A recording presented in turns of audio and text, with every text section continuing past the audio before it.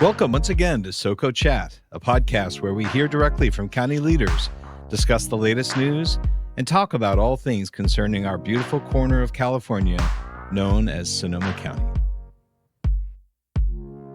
Welcome back to SoCo Chat. Thank you for joining us. I'm your host, Paul Gullickson, Communications Manager for the County of Sonoma.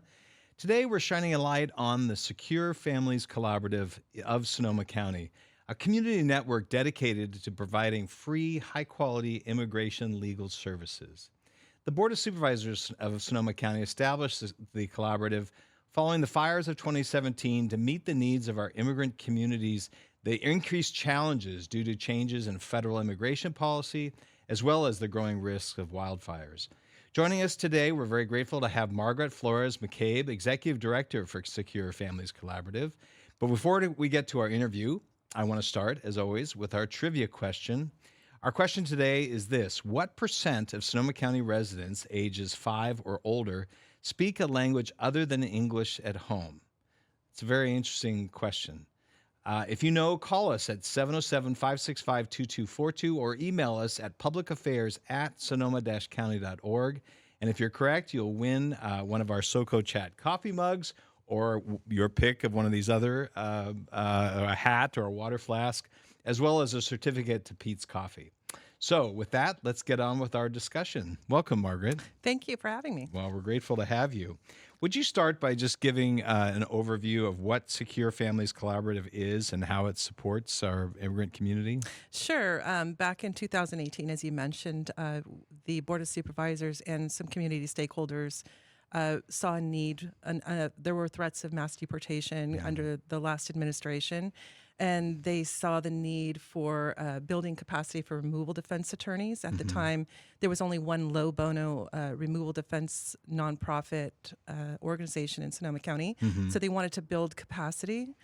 So they created the Secure Families Fund, and it was held at the Community Foundation originally. And so we were tasked with building the collaborative, the removal defense part, and then decided, working together, that it would be a collective impact model. So we would not only have the removal defense building component, we would also have create a network for wraparound social service navigation to create like a holistic approach to addressing the needs of immigrants in the community. Well, that's great. And so who are your partners in this collaboration? So the partners every year evolve. Okay. And this year we have 9 partners in response to what has been happening at the federal level. Okay. So I have a list: Sonoma Immigrant Services in Sonoma Valley, USF Law School Removal and Deportation Defense Clinic. They're in Healdsburg. Yeah, great resource. Catholic Charities, and we know about Catholic Charities. United Way, Queer Asylum Accompaniment, Nuestra Comunidad in Windsor, North Bay Organizing Project, and then Economic Development Collaborative. We do a grant in collaboration with a county agency. And then Petaluma Family Resource Center. And what we try to do is create partnerships that are in all of the supervisor districts to ensure that there's assistance at all, county-wide. Yes. Yeah. Well, it seems like your partners are growing, particularly this year, and what's happening. Yes, we've really evolved, and we tried to create a larger network so that we could address, again, all of the rapidly changing legislation at the federal level, and the need to really rely on vetted community partners to be able to support the immigrants in our community. Well, let's talk about the elephant in the room here. I mean, obviously there is heightened anxiety, similar to anxiety that existed when you were created in 2018, or maybe worse. I don't know. What are you hearing from the community these days, and what kind of questions are you getting? Well, from 2018 to now, the climate is quite different. The last administration, we were able to be responsive. We were building out the Secure Families Collaborative, but we were able to really be responsive and address the needs of the immigrants in the community. We built removal defense capacity teams. We assist in the funding of those. That's what the Secure Families Collaborative does. Right. And we were quite successful at building capacity and helping these immigrants with wraparound social service navigation. Things are quite different now. The legislation is from the federal level. It's changing on a weekly basis, sometimes on a daily basis.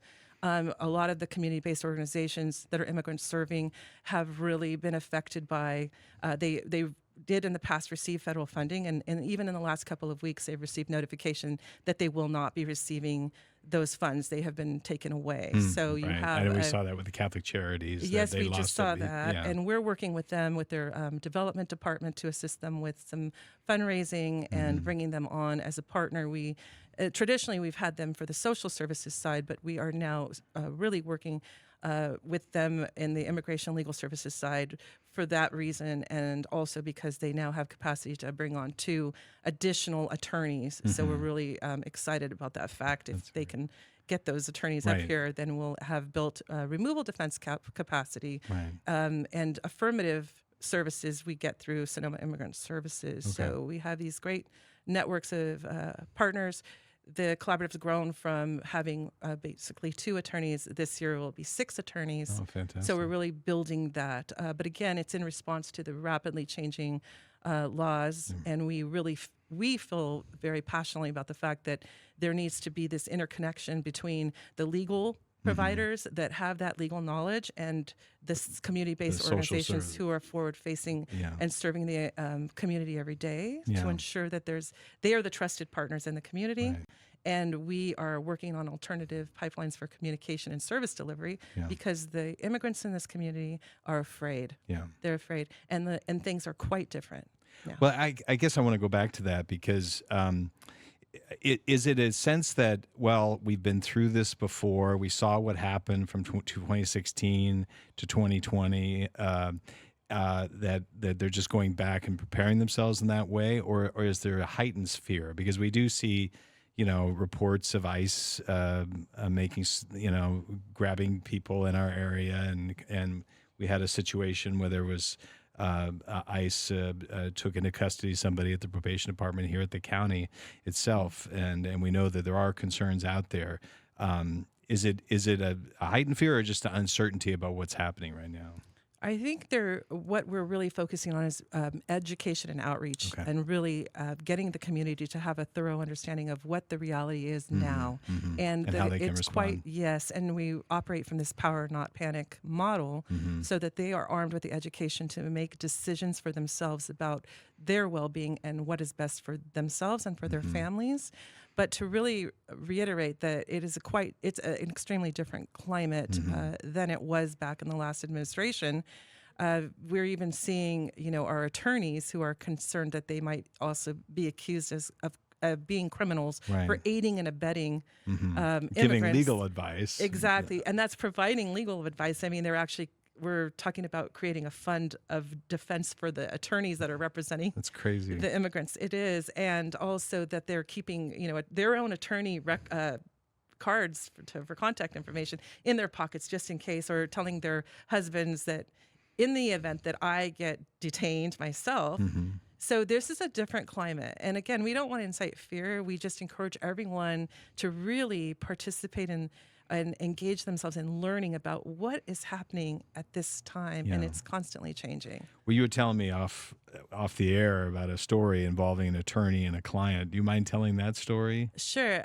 We're at a wonderful fundraiser from a very generous attorney who she opened her home and brought a bunch of people in, and our legal director arrived, and she looked like death run over. I thought something happened to one of her family members, and I turned her and asked her what happened, and she explained that she had a client who was to show up for an ICE check-in, and she missed her appointment, and she did not contact our legal director. Instead, she called them, and they said, "Oh, show up to this other address," and when she did, they shackled her from her ankles to her waist.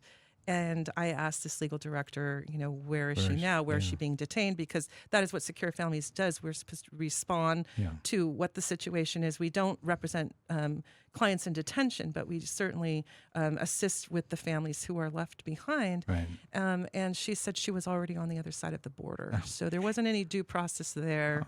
She was not a criminal. Well, that's what I was going to say. This is not somebody with a criminal record. She was trying to do what she was asked to do, and she was following the rules. Yes, so things have evolved. She was following the rules. She had legal representation. She was going through a process.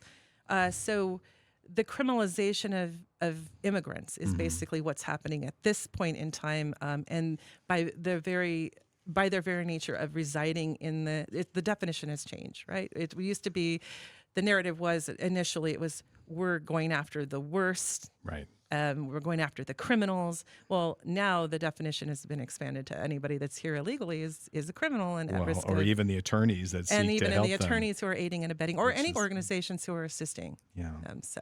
Well, since its inception, I have it here, the collaborative has served more than 2,100 individuals. So now we're at 2,900. 2,900. Yes. I'm going to update my number right here. Yes. But again, these are free services. These are not a cost associated with these. They're pro bono legal services, and I do have to clarify that we are at capacity with our removal defense team at this moment.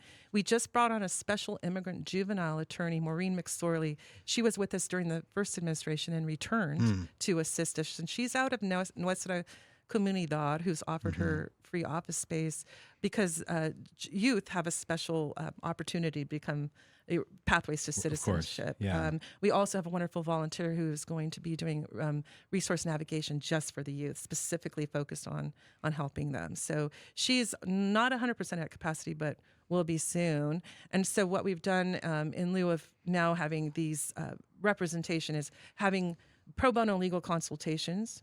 Prior to the Trump administration taking office, we did them county-wide. We had 6 clinics, 6 every Sunday, and 554 attendees, and around 240 people received pro bono consultations, and then social service agencies tabled at those events. So they were able to really see what their situation was. They were advised, and then they were able to take that information and make a decision about what their next steps would be. Yeah.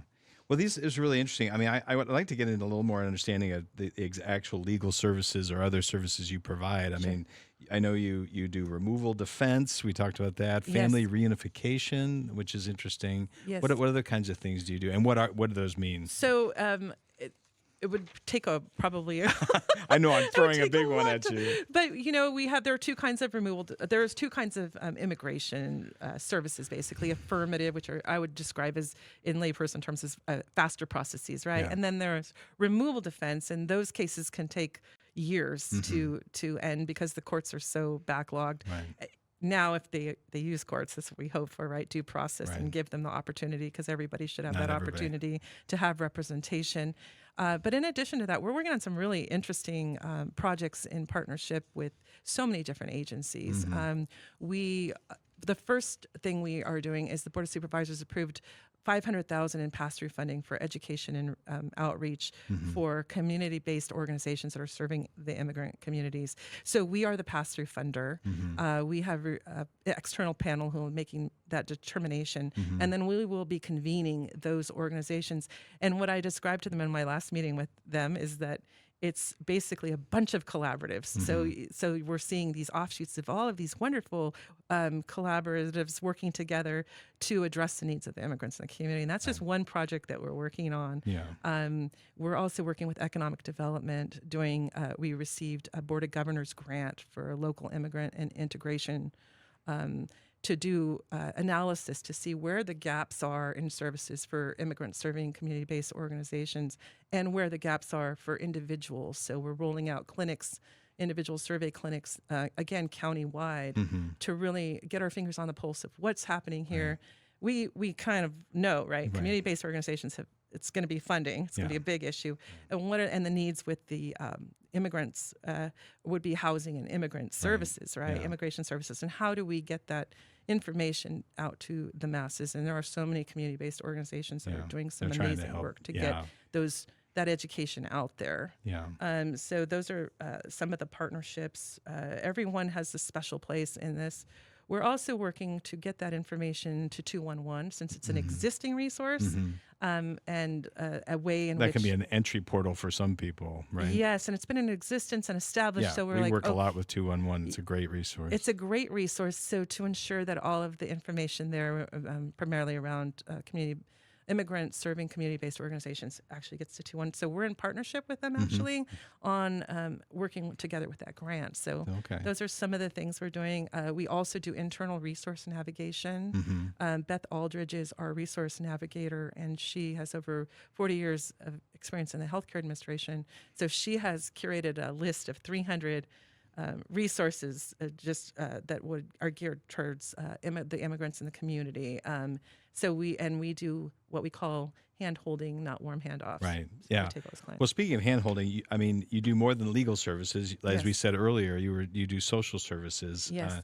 And some of those, I was interested to find out, you do disaster recovery support and some other things. Tell us about some of those services. What we do, we are not a direct service provider. So what we do You're kind is of a broker for, yes, we are kind of the intermediary. So we go, but what we do is we take our clients and we do a unified intake, and they can enter at any of entry of any of the community-based organizations that are partners, and then we ask them what their needs are, and then we have a resource navigator. We have actually two. One is bilingual, bicultural, to ensure that they're getting the services that they need or help them making those phone calls, because oftentimes what we've found is immigrants are going out to different CBOs, and it's an intimidating process in itself. And so we ensure that they actually are going to, they have the support they need to Right. get those services. Yeah. And again, it's important. From what I understand, a lot of that families you're supporting are, they'll be mixed in the sense that you might have one or two members who are undocumented, but the others are legal residents or here legally, and you're trying to help them manage in multiple areas, right? Or get the resources they need to help them. Is that right? Yes. I mean, a statistic yesterday that Chandler presented, and he's our director of operations at the MAC meeting last night, was 1 in 4 families in Sonoma County have some connection to an undocumented, either they're part of their family or Right. they're a relative. So this has tremendous impact not only on the non-citizen but the entire family Right. unit. And there's also that whole mental health component that we didn't even Right. really address yet, but the implications of just the stress of wondering what's happening, and with all of that this, yeah. permeates the whole family. Is my does. point is, and that Yeah. which goes back to the name, secure family. So that's your objective here. Yes, it really is. And also to avoid what did happen last administration that was awful was family separation. Right. So detaining families, right? Detaining children that were not always, still back with their parents at this, even now. So so that was really where it was born. And now we continue. And fortunately, it was in existence so that we could be reactive and responsive to what's happening now. Yeah.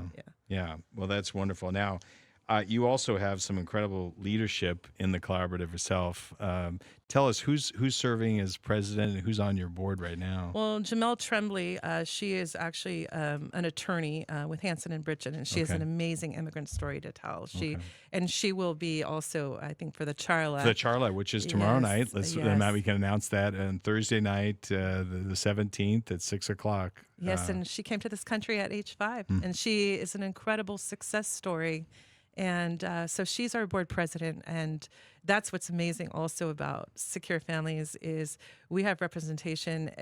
Our board is all primarily Latina, and then there's Bruce Goldstein, amazing former county council, who has been just an incredible, just wonderful in all ways, thought partner to me, mentored me, taught me so much, and continues to, in his retirement, just continues to be a shining light with us and helping us all the time. Well, he is I know this has been a passion of his for some time, and so, well, I know you have some incredible leadership there.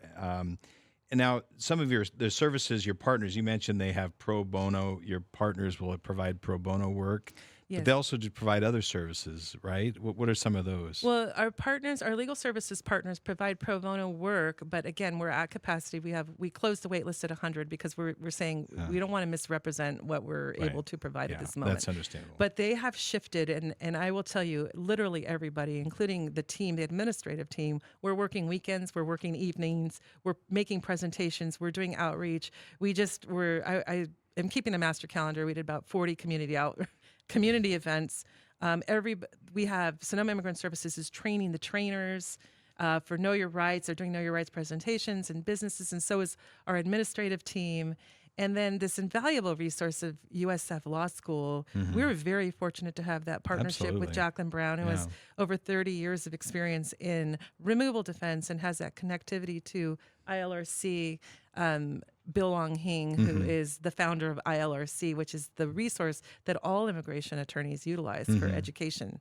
So we are very fortunate in Sonoma County to have access to those individuals and resources. And she's been an exceptional mentor to train Bernice Espinosa, our newer removal defense attorney. Yeah. So there's Well, walk us through the process. How would somebody get in touch with you for the first time, and then what happens from there? They can reach out to SFC General, and then during that time, then it all can go from there. I mean, the outreach coordinator the team just jumps in. Okay. And they say, well, what are your needs? Yeah. And sometimes there's more than one need. I mean, there's multiple. We do an initial intake, Yeah. and we'll ask them, what are your, what do you need in addition? And they'll say legal services. And we really do try to, at the very least, get that pro bono legal consultation to advise them to what their situation is and what they should do. We do understand it's very cost prohibitive. They are not going to be able to afford $10,000 for an attorney that's in immigration, but we don't want them to be taken advantage of. We do want them to know you don't have a case or you do have a case, and also that they're not taken advantage by notarios. Yeah. Right, and the most important, that they're not alone. And that they know we're there for them all the way. Yeah. Yeah. So how can people find out more information if they want to take advantage of the services or need help, or if they want to support you in some way? They can go to our website. They can sign up for our newsletter. They can reach out to our SFC General email and let us know. A lot of times we get messages when they're signing up for the newsletter that they want to host a fundraiser, or they can put a message in there as well to us. Okay. Yeah. Well, I want to make a plug for your website. It's www.securefamilies.org, right? And that's one word, securefamilies.org. You can also call at 707-586-4988. I hope I got that right. You got it.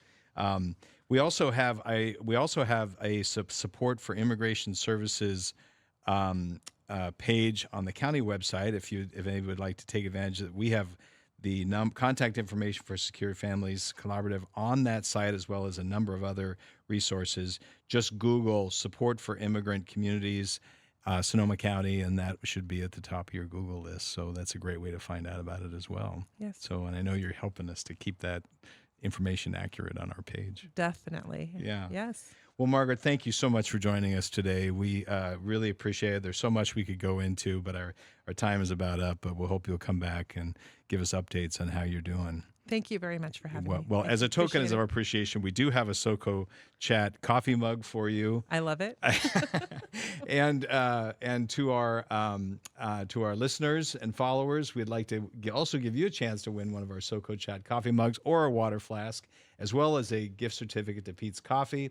If you answered today's trivia question, our question is, what % of Sonoma County residents ages 5 and older speak a language other than English at home? If you know, call us at 707-565-2242 or email us at publicaffairs@sonoma-county.org, and we'll let you know if you won. And with that, we also just want to say, if you have any other suggestions for other episodes for a SoCo Chat, please contact us at that same number, 565-2242, or email us at publicaffairs@sonoma-county.org. In the meantime, we hope you continue to follow us on Amazon, Spotify, Apple Music, and YouTube. Thank you, and we'll see you again next time. Thank Margaret, you. thank you. Thanks so much.